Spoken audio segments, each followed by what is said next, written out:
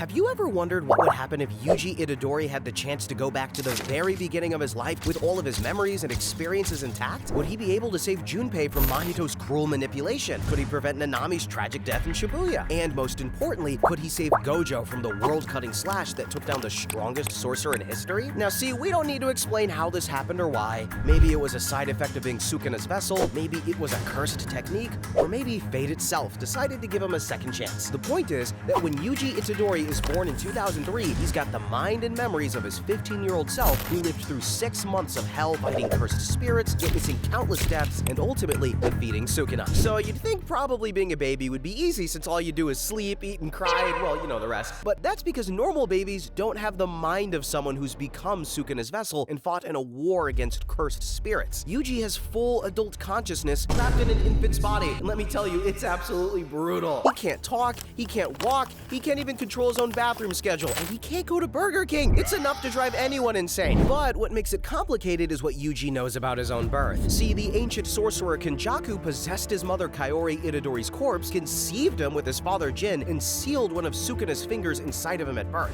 But here's the thing, y'all. After giving birth, Kenjaku left Kaori's body to pursue other plans. So that means for most of Yuji's childhood, he's been raised by either his father Jin or his grandfather Wasuke alone. And this is actually good news for Reborn Yuji. Kenjaku isn't actively watching him grow up, but he's probably just observing from far away. The ancient sorcerer created him as Sukuna's perfect vessel and then moved on to other schemes, not expecting his creation to have memories of the future. This gives Yuji breathing room to plan without constant surveillance. But Yuji ain't the type to waste time though. Even as a baby, knowing how powerless he is right now, he starts planning. His body was engineered by Kenjaku to have superhuman physical abilities from birth, which means even as a toddler, he's stronger and faster than he should be. By age 2, he's doing exercises that would seem weird for a kid his age. Of course, his father just chalks it up to Yuji being an energetic child. The years, they pass slowly. Yuji turns 3, then 4, and surprise, he turns 5. And each birthday, it's frustrating though, because he knows what's coming and he's still too young to stop any of it. But he prepares anyway. He's building his strength and documenting everything he remembers about the Jujutsu world, waiting for the moment he's old enough to actually do something. During Yuji's childhood years, he has to sit helpless knowing that somewhere out there, events are unfolding that he can't control. He doesn't know the details of what happened in Gojo's past or why Suguru Geto eventually became a curse user, but he knows the outcome. Geto turned evil, defected from Jujutsu High, and eventually became one of the most dangerous criminals in Jujutsu society. More importantly, Yuji knows the exact date that changes everything, December 24th, 2017. That's when Geto will launch the Night Parade of 100 Demons, attacking Tokyo and Kyoto with an army of cursed spirits. And that's when a student named Yuta Okotsu will defeat him, resulting in his death. What happens immediately after Geto's death is what terrifies Yuji the most, though. He knows that Kenjaku, the ancient sorcerer who possessed his mother's body to create him, will steal Geto's corpse. With Geto's body, Kenjaku gains access to cursed spirit manipulation, the technique that allows him to control thousands of cursed spirits. And that technique, it becomes the foundation for everything that goes wrong. The prison round plan, the Shibuya incident, the coaling game, and tens of thousands of deaths. But here's the thing, guys, if Geto's body is destroyed immediately after his death, Kenjaku can't take it. One cremated corpse could prevent almost every catastrophe Yuji remembers. It's that simple and that critical. So Yuji makes a plan as he grows from a toddler into a child. He needs to contact Gojo before December 24th, 2017. He needs to build enough trust that when he says burn Geto's body the second he dies, Gojo will actually listen. And he needs to do it early enough to prepare for all the other threats he knows are coming. That gives him time until he's 14 years old to make contact, prove himself, and set up the intervention that could save thousands of lives. The clock is ticking, and every year that passes is 1 year closer to the point of no return. By the time Yuji turns 8, he's already a physical prodigy. Remember, Kenjaku engineered his body to be Sukuna's ideal vessel, which means he's superhumanly strong and fast, even without cursed energy. He also starts researching how to contact Jujutsu High. The problem is getting them to take a child seriously. So Yuji waits until he's 12 in 2015. He's old enough to travel to Tokyo alone, and old enough that his superhuman abilities are undeniable. He shows up at Tokyo Jujutsu High and asks to speak with Satoru Gojo specifically. Hey, can I talk to your manager? And when they ask why, he says he has information about Sukuna's fingers and someone named Kenjaku who will possess Suguru Geto's corpse. And that gets their attention real fast. So Gojo meets with him mostly out of curiosity. A 12-year-old kid who knows these names and has incredible physical abilities? Yeah, that's weird enough to investigate. So they sit down and Yuji puts all of his cards on the table. He tells Gojo that he has memories of a future timeline, that he knows what's coming, and that he needs help to stop it. He explains explains that Kenjaku possessed his mother's body to create him as Sukuna's perfect vessel, he also tells him one of Sukuna's fingers is sealed inside of him right now, and that in the future, Kenjaku will steal Geto's body after Geto dies fighting a student named Yuta Okotsu. Gojo is skeptical until they do medical scans with Shoko Airi, and sure enough, there it is. One of Sukuna's fingers sealed inside this 12-year-old kid, and that's when Gojo starts taking this seriously. Then Yuji makes a proposal that shocks everyone. He wants to eat Sukuna's fingers. All of them. Starting now. And so guys, if you don't want your body to be stolen by an ancient brain parasite, make sure to hit that like and subscribe button. But anyway, Yuji explains his reasoning. In the original timeline, he ate the fingers gradually over 6 months while fighting for his life. It was chaotic, dangerous, and Sukuna constantly tried to take control. But now they can do it properly in a controlled environment with Gojo supervising. More importantly, Yuji needs the power early. He knows that cursed spirits like Mahito, Jogo, and Hanami are forming right now, getting stronger and preparing for attacks that will kill hundreds. If Yuji waits until 2018 to gain power like he did originally, people will die. But if he becomes strong now, in 2015, he can hunt them down before they ever threaten anyone. Gojo considers this carefully. It's incredibly risky to give a 12-year-old access to the King of Curses power, but Yuji's knowledge has been accurate so far, and his plan makes strategic sense. They discuss it with Yaga and the other higher-ups, and eventually, they agree with strict conditions: controlled consumption, constant supervision, and Gojo ready to intervene if Sukuna takes over. Plus, the higher-ups planned one secret: they will execute Yuji once he's gotten all 20. Alright, so over the next 2 years, Yuji's transformation begins. They start with just a few fingers, eating them one at a time in secure locations with Gojo present. Each time, Sukuna tries to take control, and each time, Yuji fights him off using knowledge from his past life. He knows every trick Sukuna will try, including the binding vow where he takes over. Of course, Sukuna's freaking furious that his vessel is prepared for everything. By age 13, Yuji has consumed 8 fingers and gained massive amounts of cursed energy. He's training with Gojo and other students, learning to control his new power, but more importantly, Yuji knows he needs another ability to truly match the strongest curses: blood manipulation. And this is where things get complicated. In the original timeline, Yuji gained blood manipulation during the Culling Game arc by consuming death painting wombs number 4 through 9. These are 6 of his half-siblings, cursed objects created by Kenjaku's experiment centuries ago using the body of Noritoshi Kamo. Since the death painting wombs inherited the blood manipulation technique from their father, consuming them allowed the technique to engrave itself onto Yuji. His brother Chozo, who survived on death painting womb number 1, then taught him how to actually use it. And he discusses this with Gojo, explaining how blood manipulation works and why he needs it. The technique, it's incredibly versatile. It can be used for offense, defense, healing, and combinations with his cursed energy. In the original timeline, it made him strong enough to damage Sukuna directly, and in Modulo, he wiped out an entire building with one ability. So they locate the death painting wombs numbered 4 through 9 that were stored as cursed objects, and in a grim ceremony over several months, Yuji systematically consumes all 6 of them to inherit the blood manipulation technique of his cursed siblings. It's a heavy burden knowing he's absorbing his own brother's essence before they ever get a chance to live as conscious beings, though. Yuji remembers fighting alongside Chozo in the original timeline, where Chozo was calling him younger brother with such protective affection. Yuji! And remembers Chozo's sacrifice. But as they discover the Death Womb paintings early, Chozo and the remaining paintings are never released and incarnated. He promises to honor their existence by using this power to protect others, carrying their legacy even though they'll never know him. So now by age 14, Yuji Itadori is already operating at a level that shouldn't be possible. He has the cursed energy of 8 Sukuna fingers, blood manipulation engraved from consuming 6 death painting wombs, superhuman physical abilities from Kenjaku's engineering, and combat experience from an entire lifetime of fighting. He's not the strongest sorcerer alive, but he's easily special grade level, and he's only 14 years old. He's at a level where his blood manipulation could easily bring down special grade cursed spirits with ease. But now comes the real test, hunting down the curses before they can organize. Yuji knows exactly where and when Mahito will emerge. The cursed spirit born from humanity's hatred of other humans will manifest in late 2016, and he'll immediately start experimenting with idol transfiguration on homeless people in Tokyo's underground. In the original timeline, Mahito killed hundreds of people before anyone could stop him, including Junpei Yoshino and Nanami in the Shibuya arc. By this time, Yuji doesn't wait for Mahito to become a threat though. 15-year-old Yuji tracks Mahito to his sewer hideout before the curse has even fully developed his technique. He brings Gojo as backup, but insists on fighting Mahito himself. And y'all, it wasn't even a battle. It was a beatdown that was even worse than what Yuji did to Mahito in Modulo. Mahito, he tries his usual tricks, transforming his body, creating transfigured humans, using idol transfiguration transfiguration to reshape Yuji's soul. But Yuji, he's got two massive advantages here. First, he knows every single move Mahito will make because he's fought him before. Second, and more importantly, Yuji has Sukuna's cursed energy inside of him, and Sukuna's soul actively protects his vessel from soul manipulation techniques. Mahito's idle transfiguration, it simply doesn't work. Using blood manipulation combined with devastating physical strikes, Yuji corners Mahito. The curse is terrified because this human teenager is treating him like prey, not like a threat. In the original timeline, Mahito caused Yuji so much pain and killed so many people, but this time around,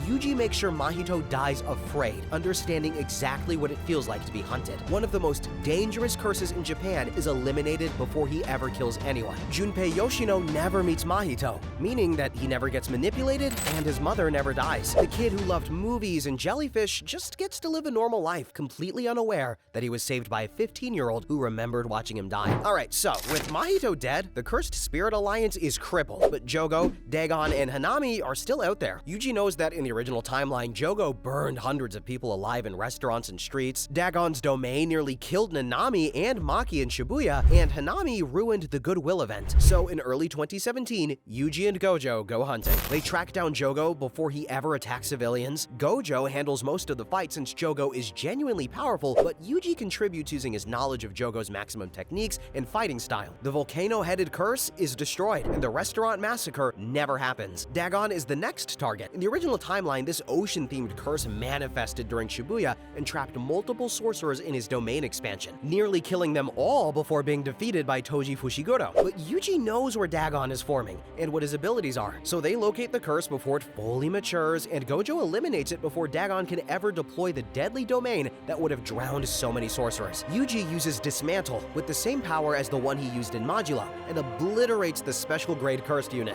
But Hanami is trickier since the curse is far more defensive and better at escaping. But Yuji knows Hanami will appear at the Kyoto Goodwill event in 2018. And when that time comes though, instead of Hanami attacking students and narrowly escaping Gojo, Gojo and Yuji ambush Hanami before it can even enter the barrier. The plant-based curse is destroyed without ever harming a single student. By systematically hunting down the major curses before they can organize or cause mass casualties, Yuji prevents thousands of deaths. More importantly, without these curses, Kenjaku's plan to seal Gojo in Shibuya falls apart completely. There's no Cursed Spirit Alliance to coordinate, no Mahito to create transfigured humans, no Jogo to distract Gojo with overwhelming firepower, and no Hanami and Dagon to serve as backup for the attack. The entire foundation of the Shibuya incident has been dismantled piece by piece. When the night parade of 100 demons happens, everything plays out mostly the same here. Geto launches his attack and Yuta fights him using Rika's power. Geto loses and is mortally wounded. But when Gojo arrives to deliver the final blow and say his last goodbye to his friend, Yuji is there too. Gojo and Geto have their conversation, those final words between former friends, and then Geto dies. But the moment he does, Yuji tells Gojo to completely disintegrate the body with hollow purple. And because Gojo has spent 2 years learning to trust Yuji's warnings, he doesn't hesitate. He uses his cursed technique to utterly destroy Geto's corpse, reducing it to nothing in seconds. Somewhere in the shadows, Kenjaku watches his plan crumble, taking L's really, and without Geto's body, he can't access cursed spirit manipulation. Without that technique, he can't absorb Mahito who's already gone, and he can't coordinate the attack on Shibuya and activate the Culling Game. His entire strategy was built around possessing Geto specifically, and now that's impossible. So this is the turning point. That single cremation just prevented the Shibuya incident, the Culling Game, and tens of thousands of deaths. After watching Geto's body burn and realizing years of planning have turned to ash, Kenjaku doesn't simply give up though. In early 2018, he makes one last desperate attempt to salvage his plans by possessing a different body. Maybe a minor sorcerer or curse user, but without cursed spirit manipulation, without the Cursed Spirit Alliance, without the element of surprise, Kenjaku's exposed. So Yuji and Gojo, they go hold hands and hunt him down together,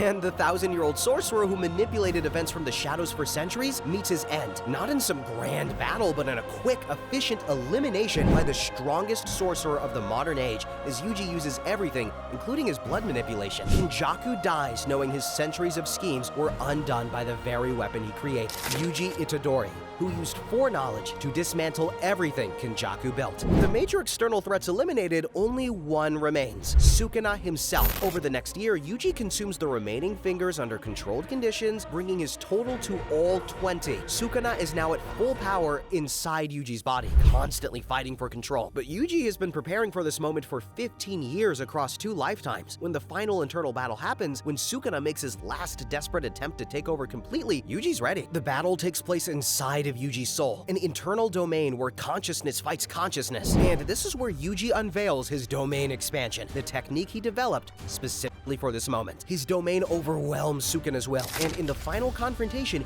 Yuji destroys Sukuna's consciousness completely. And so, the King of Curses dies, his soul finally extinguished after 1,000 years. But the technique Shrine, which was engraved onto Yuji from being Sukuna's vessel for so long, it remains. All that cursed energy from consuming 20 fingers and all that accumulated power stays with Yuji even after Sukuna's death. This is how Yuji becomes the incredible powerful being we see in Jujutsu Kaisen Modulo 68 years later. Alright, so moving on to October 31st, 2018, the date that should have been the Shibuya incident comes and goes without catastrophe. October 31st, 2018, it's just a normal Halloween in Tokyo. People dress up in costumes, kids go trick-or-treating, and absolutely nothing supernatural happens, because the Cursed Spirit Alliance was destroyed years ago, and Kenjaku never got the body he needed. But it's not all perfect. Some things were lost that can never be recovered, even with all his foreknowledge and power. There's the emotional cost of how different the relationships turned out. In the original timeline, Yuji bonded with Megumi and Nobara through life or death battles in Shibuya, through desperate fights where they had each other's backs against impossible odds. In this timeline, Yuji is their powerful senior who has eliminated threats before they ever became dangerous. They respect him, admire him even, but they don't know him the same way. And then again, there's his brothers, the Death Painting Wombs. It was one of the most meaningful relationships in Yuji's life. A brother who chose him over everything else and eventually sacrificed himself to protect Yuji from Sukuna. He never got to know them as people, never got to meet them, never got to be their brother. And worse, Chozo himself never awakens in this timeline either. Then there's also the loneliness of being the only person who remembers how bad it could have been. He carries memories of tragedies that never happened in this world, grief for deaths that were prevented, and relationships with people who don't even exist in this timeline. These are sacrifices that weigh on Yuji as he watches everyone celebrate their victories. But we forgot about one crucial thing: the Zenin clan. What happened to them? Well, in the original timeline, the Zenin clan's downfall came during the Calling Game preparations. Mai Zenin was killed, and her death awakened Maki's full heavenly restriction powers, transforming her into a being equal to Toji Fushiguro. But in this timeline, without the Calling Game, Mai never dies. The Zenin clan continues to exist, toxic and traditional as ever, but alive. Maki also never reaches her full potential because the catalyst for her awakening, her twin sister's death, it never occurs. She remains a talented sorcerer with partial heavenly restriction, but not the monster-slaying powerhouse she became in the original timeline. This is bittersweet for Yuji when he thinks about it. Maki is weaker, yes, but Mai is alive. And not only that, but what about the higher-ups' execution plan? Didn't think I forgot about that one, did you? Well, after Sukuna's death, Yuji learns something that chills him to the bone. The higher-ups had always planned to execute him the moment he consumed all 20 fingers. They never intended to let him live. In the original timeline, this led to Yuta being sent to kill him, which began a whole chain of events. But in this timeline, things are different. Gojo, who's been aware of their plans from the start, simply tells the higher-ups that Yuji is under his protection, and that anyone who tries to execute him will have to answer to the strongest sorcerer alive. With Sukuna truly dead and the Jujutsu world stable, the higher-ups grudgingly accept this. They can't afford to fight Gojo when there's no actual crisis. The Jujutsu Kaisen Modulo sequel takes place in 2086, 68 years after the Shibuya incident would have occurred. In this timeline, everything's different. Yuji Itadori is 83 years old, but looks middle-aged. His body sustained by the massive cursed energy he absorbed from Sukuna decades ago. He's not quite immortal, but he ages incredibly slowly, similar to how Tenjin lived for thousands of years through cursed technique. But y'all might be wondering, where's Todo? Well, Yuji and him never actually got to bond because of the changes. Yuji and Gojo fought Hanami together, meaning that Yuji might not have been involved in the events themselves, so Todo's involvement in this story is likely little to none. Then Satoru Gojo is 97 years old and finally retired from active combat, though he still visits the school to annoy people and eat sweets. Nanami is in his 80s, living peacefully in Malaysia with a lifetime of memories that don't include burning alive in Shibuya. The Calling Game, it never happened, which means millions of non-sorcerers were never forcibly awakened